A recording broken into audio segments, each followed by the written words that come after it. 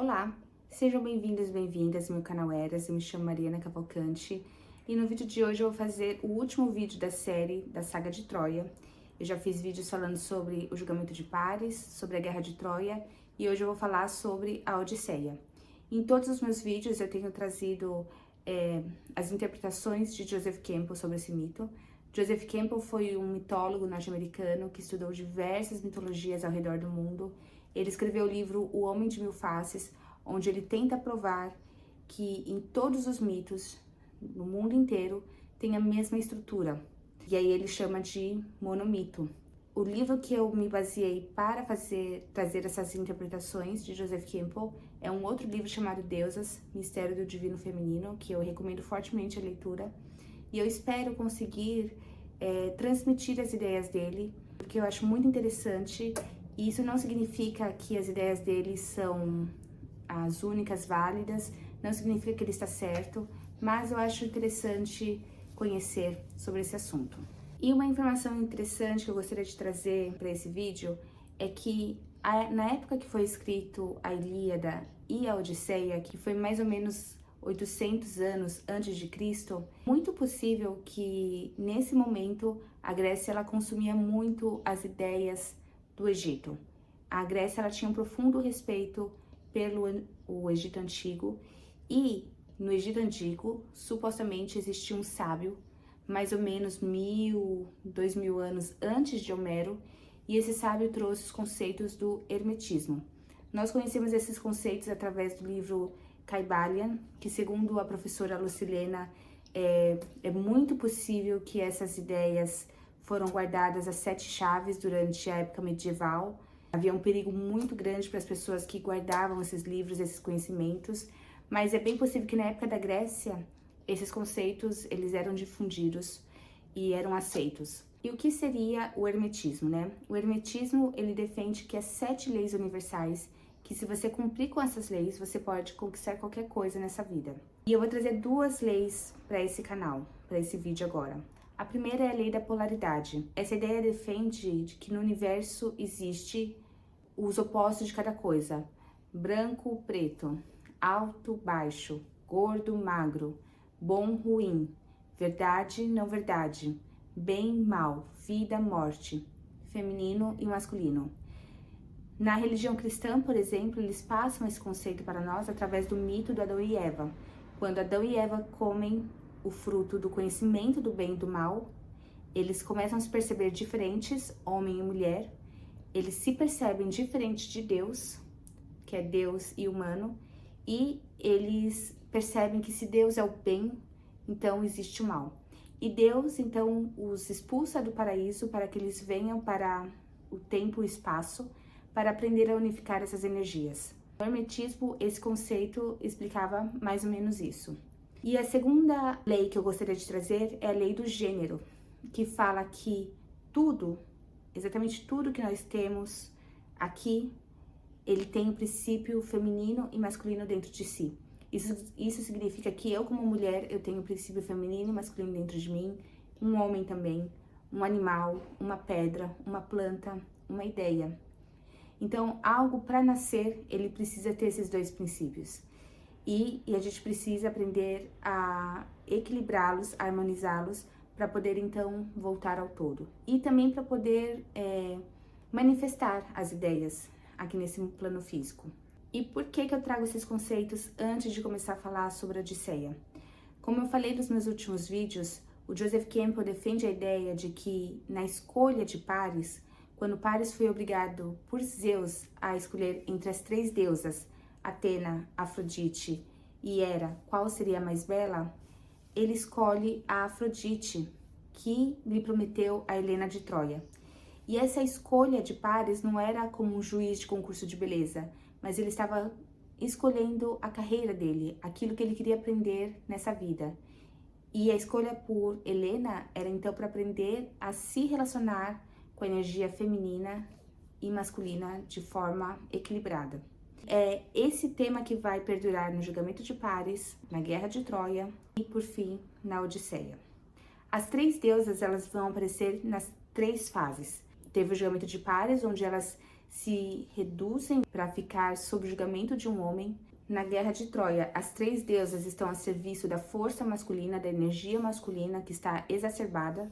A Hera e a Atena defendem os gregos e a Afrodite defende os troianos, já que Paris escolheu ela. E agora, na Odisseia, a gente vai novamente ver as 3 deusas, mas agora no seu poder máximo, onde o personagem principal, o Odisseu, que ele era um guerreiro troiano, um dos principais guerreiros troianos, ele vai ter que enfrentar essas energias que na verdade estão dentro de si, mas que ele tinha até então rejeitado, renegado e submetido ao poder masculino. E se a gente fizer um exercício um pouco mais além, faz sentido que Homero ou as pessoas que escreveram essas mitologias na época quisessem passar esses conhecimentos, porque naquela época a energia masculina já era muito exacerbada, assim como é hoje. Nós não temos ainda a sabedoria para equilibrar essas energias. E eu acho que é por isso que a gente vê tanta violência contra a mulher, tanta submissão da mulher. Todos nós, homens e mulheres, negamos esse lado feminino e a gente ainda não aprendeu a equilibrá-los dentro de nós.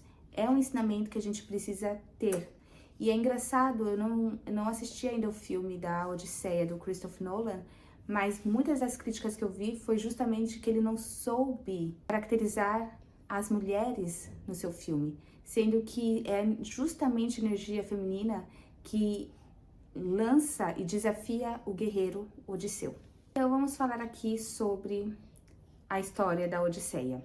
Bom, Odisseu foi um dos idealizadores do cavalo de Troia, e foi com o cavalo de Troia que os gregos puderam adentrar nas muralhas da cidade troiana, a cidade dourada. E isso foi o fim para a cidade de Troia. Os guerreiros gregos invadiram, cometeram barbáries inclusive dentro dos templos das deusas, especialmente do templo da deusa Atena. E Atena ficou furiosa em relação a isso, sendo que ela estava defendendo os gregos durante a guerra. Depois desse episódio, Odisseu e seus homens decidiram voltar para casa com seus 12 barcos. Ele tinha uma frota de 12 barcos. E eles pararam no meio do caminho, na região chamada Ismaros, e nessa região eles de novo cometeram barbáries. E dessa vez Atena não deixou barato. Ela decidiu fazer com que toda a frota se perdesse em alto mar durante 10 dias, 9 ou 10 dias. E finalmente eles atracaram em uma região da África que eles não conheciam, chamada Comedores de Lótus. E nesse momento Odisseu vai passar a conhecer as energias femininas e enfrentar tanto ninfas quanto monstros. A segunda história paralela na Odisseia é em relação a Penélope, que é a esposa de Odisseu. A Penélope provavelmente perdeu as notícias do marido durante a sua volta para a ilha de Ítaca e ela começou a ser pressionada por diversos pretendentes para escolher um novo marido. Ela disse que sim, escolheria, mas apenas após terminar uma peça de tapeçaria que ela estava tecendo. Ela tecia de dia e de noite ela desfazia para poder prorrogar essa decisão. E assim ela conseguiu postergar durante 10 anos. E a terceira história é de Telemacos, que é filho da Penélope e do Odisseu. Ele basicamente não conheceu o pai dele. E quando ele completou 20 anos, ele decide sair em busca do seu pai. Joseph Campbell, então, afirma que na Odisseia há 3 tipos de iniciação. A primeira iniciação é do Odisseu, que ele está aprendendo a se relacionar com as energias femininas e masculinas dentro de si, para ter um relacionamento andrógeno. As duas energias, elas são iguais, porém não as mesmas. A segunda iniciação é de Telemacos, que ele abandona a mãe para ir em busca do pai. E é esse movimento que todos nós fazemos em algum momento da nossa vida. Deixamos a nossa mãe para trás e saímos atrás do pai. É um processo de maturação. E o terceiro é a iniciação da Penélope, que ela tenta, de alguma forma, controlar a sua vida, controlar as suas escolhas, ter o poder de escolha, e ela se mantém fiel a esse marido, né? Ela resiste às tentações. E vejam, quando a gente fala sobre mitologia, a gente tem que ver além do que está sendo dito. Ela estava, sobretudo, respeitando a sua própria contraparte masculina. E isso foi a iniciação de Penélope. Quando nós lemos mitos como a Odisseia, Bhagavad Gita, a gente tem que ver o personagem principal e todos os demais personagens como parte de uma só pessoa. Então, Odisseu é Odisseu, mas os homens de Odisseu são parte de si, e as energias que ele vai encontrar, os monstros que ele vai enfrentar, também fazem parte dele mesmo. Então, segundo Joseph Campbell, quando Odisseu chega nessa ilha dos comedores de lótus, ele passou para o reino do inconsciente. Então, se antes ele estava no reino do consciente, da lógica, dos objetos do mundo material, agora ele está no reino místico, e também ele está no reino do eterno. Ele já não faz mais parte do tempo e espaço como era antes. E segundo a teoria do Joseph Campbell do monomito, existe uma estrutura para cada mito. Então, a primeira coisa que acontece é que geralmente esse herói, ele vai encontrar alguma figura, seja um sábio, seja um sapo, seja um dragão, uma figura grotesca, que vai ser esse divisor de águas. Depois, ele vai viver um processo de inflação. Quando ele passa por esse desafio inicial, ele se sente empoderado. Mas depois vem o aprendizado de que você não é só luz, você ainda não chegou lá, e aí tem a deflação e até cair no abismo. E do abismo, esse herói vai ter que aprender a construir, a se reconstruir e tirar todas as camadas de si para poder voltar para o mundo de antes, para o mundo de onde ele veio, renovado.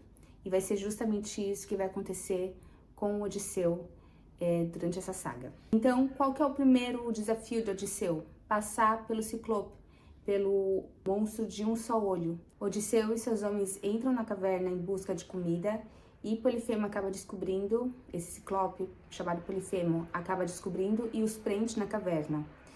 Quando Polifemo pergunta, quem é você? Odisseu responde, eu sou ninguém.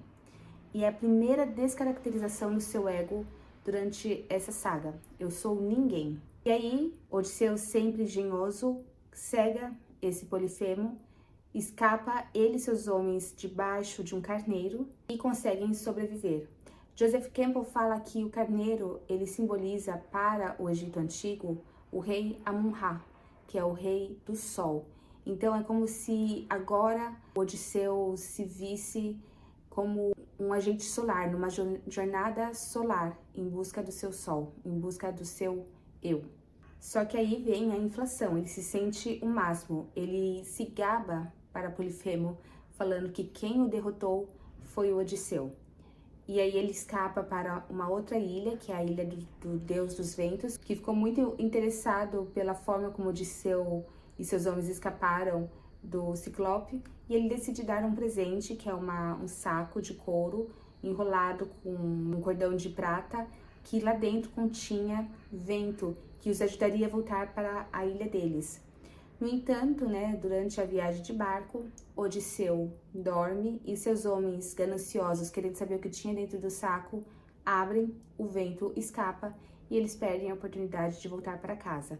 Lembrando que Odisseu, ele passa 10 anos para tentar voltar para casa. 10 anos de Guerra de Troia e mais 10 anos para voltar para casa. E essa problemática, segundo Joseph Campbell, é justamente essa inflação do eu quero, eu mereço, de seus homens que são partes do próprio ego do Odisseu, que queria ainda algo. E uma vez que eles perderam esse vento, veio a deflação.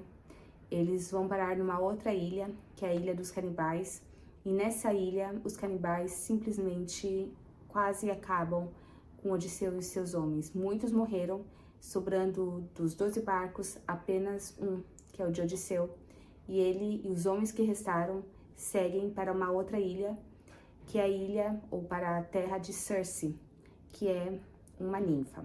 Então, a partir de agora, o Odisseu, ele vai ter um encontro com as 3 deusas, com a Afrodite, com a Hera e com a Atena. No entanto, elas estão representadas nas formas de ninfas. A primeira ninfa, ela é a Circe, ela é a deusa da sedução, da tentação, e ela não tem nenhum amor pelos homens. Quando Odisseu e seus homens atracam na sua ilha, Odisseu manda seus homens verem o que tem em volta e eles encontram o palácio da Circe e eles veem que lá tem muitos animais, como lobos, tigres e leões e estão todos domesticados. Isso me lembra muito a carta A Força do Tarô, onde tem uma mulher domando o leão. É como se dissesse que a força feminina, a sutileza, a resiliência, o amor, ela tivesse mais poder do que a força mais agressiva, mais animal. E Cersei os convida para comer um banquete. Seus homens não recusam, obviamente. Eles comem e logo ela os transforma em porcos. O porco, ele tem essa simbologia de ser um animal sujo, né? E aí a gente pode fazer uma associação de que esses homens que foram transformados em porcos, porém a sua consciência continua sendo de humanos, eles foram domados pela ganância, pela luxúria, e isso fez com que o seu humano se reduzisse a um animal também. E logo Odisseu vai em busca de seus homens, mas antes ele é interceptado por Hermes, que o protege, oferecendo uma proteção.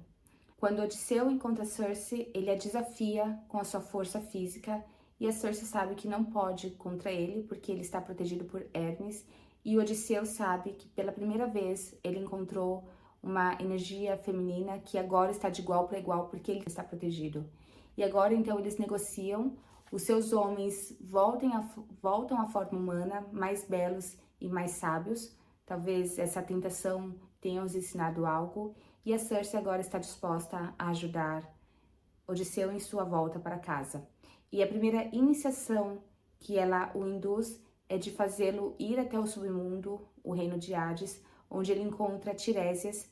Tiresias, ele é uma figura mitológica que teve a experiência de ser homem e mulher, então ele conhece muito bem as duas energias juntos.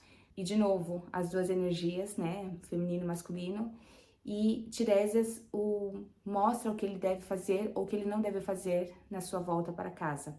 Mas ele também ensina a Odisseu sobre a sua ancestralidade e o poder gerador que essa ancestralidade tem, que vem tanto do lado do pai quanto do lado da mãe. E a segunda iniciação dessa deusa Cersei é em relação à passagem de Odisseu pelas sirenes. As sirenes não são sereias, são pássaros, mas que têm uma voz belíssima e que rasgam o homem de dentro para fora. Cersei dá um indício de que ele poderia passar pelas sirenes escutando o canto delas, mas para isso ele vai ter que ser amarrado numa haste e os seus homens não podem liberá-lo de forma alguma. Os seus homens vão com os ouvidos tapados e o Odisseu consegue escutar esse canto. Segundo a professora Lucilena, essa figura simboliza um homem passando pelas tentações da vida, mantendo-se fiel a si mesmo. Para o Joseph Campbell, o canto das sirenes é o canto cósmico, o canto do universo que toca constantemente, nos convidando a voltar para o todo. Passado pelas sirenes, agora Odisseu e seus homens vão enfrentar dois monstros, que são a Scylla e o Caríbdes. A Scylla, ela é um monstro que tem 6 cabeças e ela fica numa gruta em cima de um penhasco e ela tenta abocanhar os navegantes que passam por ali. E o Caríbdes, ele é um abismo que está no mesmo nível da água, e esse abismo ele se abre 3 vezes por dia. Então, Odisseu e seus homens, eles vão precisar passar entre os dois monstros e tentar sobreviver. Para vocês terem uma noção de que eu tô falando, aqui é uma ilustração. Essa aqui é a Scylla e esse aqui é o Caríbdes, e o barco do Odisseu vai ter que passar entre os dois e tentar aí sobreviver. Esse livro é o livro da mitologia, ele conta várias histórias da mitologia grega, é muito interessante. E, segundo Joseph Campbell, essa passagem mostra que nós, homens, precisamos passar pela lógica, essa lógica rochosa, estruturada que nós temos no nosso mundo, e passar também pelo abismo do misticismo, sem pender para um lado ou para o outro, mas viver no caminho do meio. E por fim, Odisseu e seus homens chegam à ilha do deus Sol.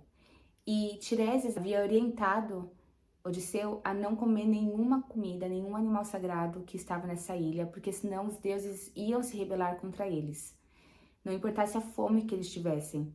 No entanto, mais uma vez, os homens de Odisseu o desobedecem, eles acabam comendo os animais sagrados. E, portanto, os deuses não perdoam, lançam raios que destroem a embarcação do Odisseu que restou e todos os homens naufragam, exceto Odisseu.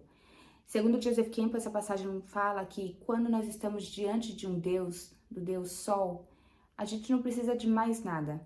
Tudo já é provido por esse Deus. E quando nós estamos diante de uma divindade, tudo se torna segundo plano. Então, essa passagem traz essa simbologia do encontro com Deus. E agora, Odisseu, totalmente sozinho, ele chega na ilha de Calipso, que é a segunda ninfa, que está representando os poderes da deusa Hera. Hera é a deusa do casamento, do compromisso, e é com ela que Odisseu vai viver por 7 longos anos. Ele vai viver um casamento com ela. E que é uma mulher exigente, que é uma mulher que demanda, e com ela ele vai realmente aprender a se relacionar com a energia feminina. E o Odisseu, ele está totalmente nu, ele está sem todos os homens, as várias partes de si que foram ao longo do caminho se desintegrando, e essa ninfa provê tudo para ele, absolutamente tudo, e promete inclusive a vida eterna. Mas o destino de Odisseu não é viver no eterno, é viver no aqui e no agora, é ter a sua vida no mundo temporal. E tudo que ele mais quer é voltar para sua Penélope. Depois de 7 anos, os deuses se apiedam de Odisseu. Atena e Zeus. Atena intercede por Odisseu e pede que Zeus obrigue a Calipso a libertá-lo. Calipso não tem outra escolha senão deixá-lo ir, e ele vai finalmente chegar na Grécia novamente, onde ele vai ter um encontro com a terceira ninfa, a Nausicaa. Nausicaa era uma menina que estava ali com as suas companheiras, ela era filha do rei da região, e ela o leva para o seu pai. E quando Nausicaa leva Odisseu para seu pai pergunta: quem é você? E ele responde: eu sou Odisseu, como que voltando para o seu eu novamente. Se ele já havia se descaracterizado lá no encontro com Polifemo, agora ele sabe que ele retornou renovado. E, na verdade, o pai dessa menina o conhecia de nome, talvez, e ele provê um barco para que Odisseu possa voltar finalmente para casa. E chegando em casa, ele vê que sua esposa está para escolher um novo pretendente. Para isso, ela demandou que os pretendentes atirassem uma flecha que passasse por 12 arcos, e nenhum pretendente conseguiu fazer esse feito. No entanto, Odisseu pega sua flecha, pega seu arco, atira e passa pelas 12 aros, e aí a Penélope reconhece seu marido.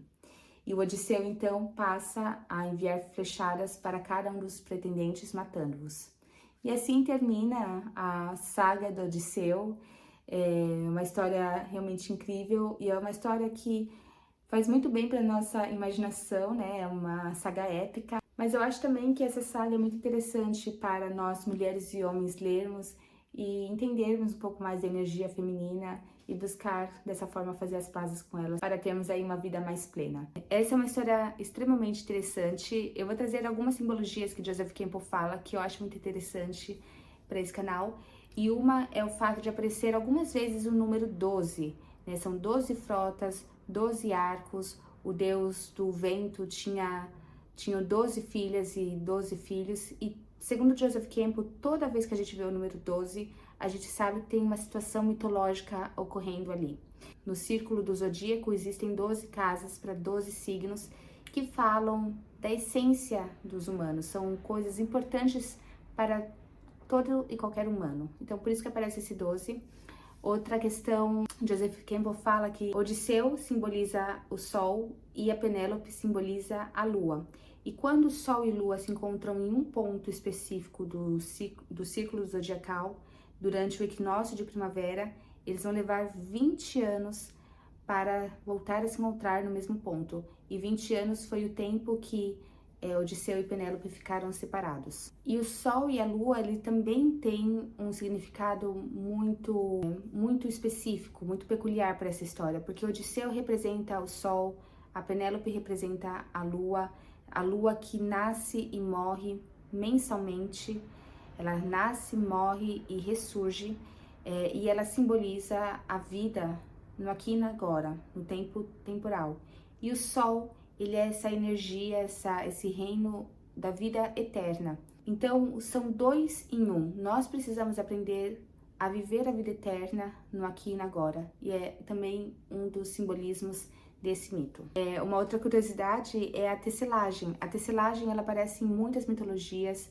Existem as moiras, que são essas entidades que tecem o destino de todos os seres, sejam humanos, sejam animais, sejam deuses. A própria Atena, ela era uma excelente artesã. Muitos dos trabalhos manuais, as engenhosidades, eram atribuídas à deusa Atena na época dos gregos antigos. E ela era uma excelente tecelã.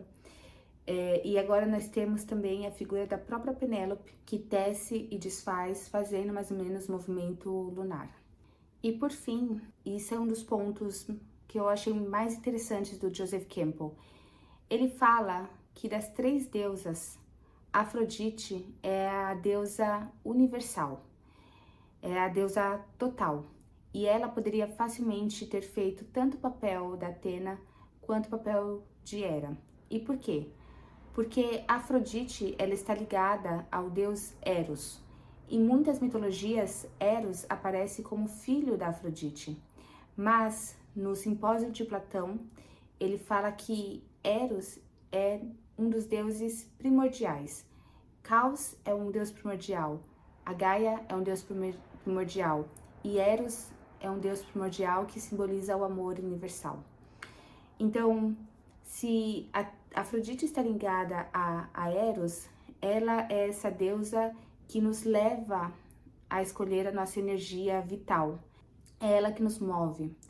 E quando Paris faz a sua escolha por Afrodite e, portanto, pela Helena de Troia, talvez naquele momento ele não tenha escolhido justamente essa força vital, esse amor universal que ele deveria ter procurado. E talvez por isso que tenha desencadeado em tantos conflitos. Mas segundo Joseph Campbell, a Afrodite é essa deusa universal, do amor universal, que nos leva, que nos faz levar para a iluminação e de volta para o todo. Eu espero que vocês tenham gostado desse vídeo. São muitos conceitos diferentes. Eu não sei se eu me expliquei muito bem, mas deixe seus comentários e curta esse vídeo. E muito obrigada. Um grande beijo, até mais.